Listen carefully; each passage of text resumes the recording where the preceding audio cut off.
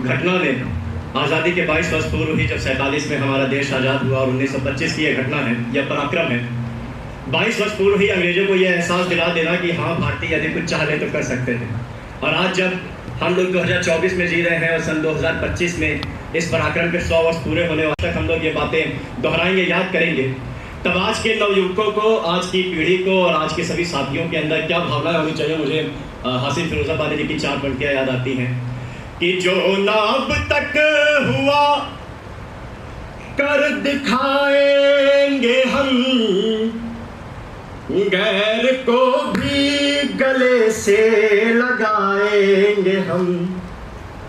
और अपने हिंदुस्तान को खुदा की कसम, अपने हिंदुस्तान को खुदा की कसम फिर से सोने की चिड़िया बनाएंगे हम लोगों ने भी जाना कि इस पराक्रम में जो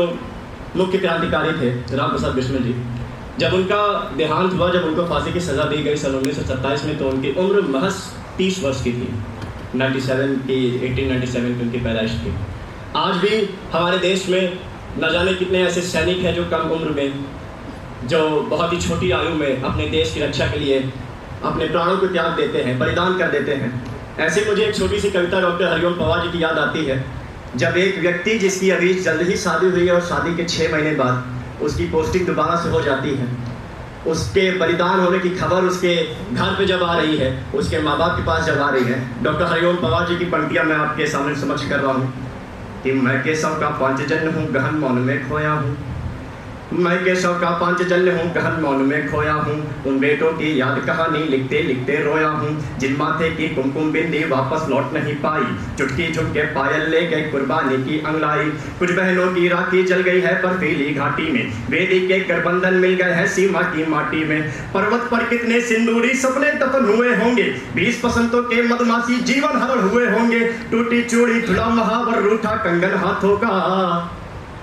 कोई मोल नहीं दे सकता बासंती जज्बातों का, कोई मोल नहीं दे सकता बासंती। और वो नवविवाहित स्त्री जो अब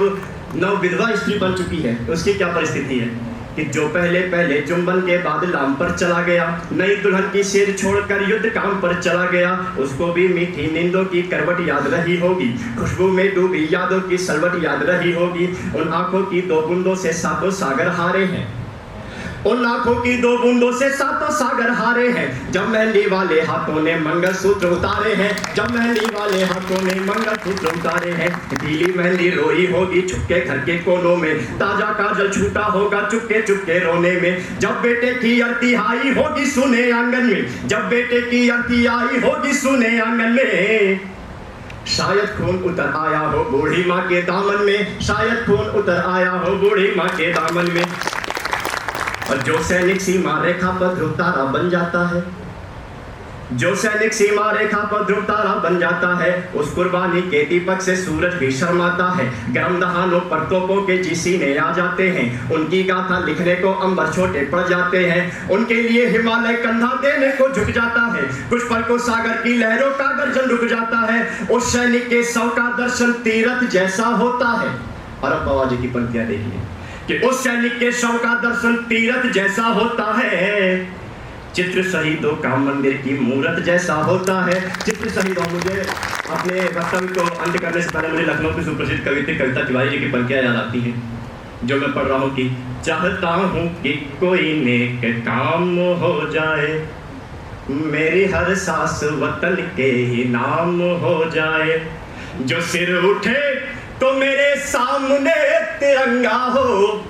और अगली पंक्ति, यदि आपको लगे कि हमारे इतने क्रांतिकारियों ने अपने जीवन बलिदान दिए और हमारे अंदर वही भावना होनी चाहिए, तब पढ़ रहा हूँ कि चाहता हूँ कि कोई नेक काम हो जाए, मेरी हर सांस वतन के ही नाम हो जाए, जो सिर उठे तो मेरे सामने तिरंगा हो, जो सिर झुके तो वतन को प्रणाम हो जाए।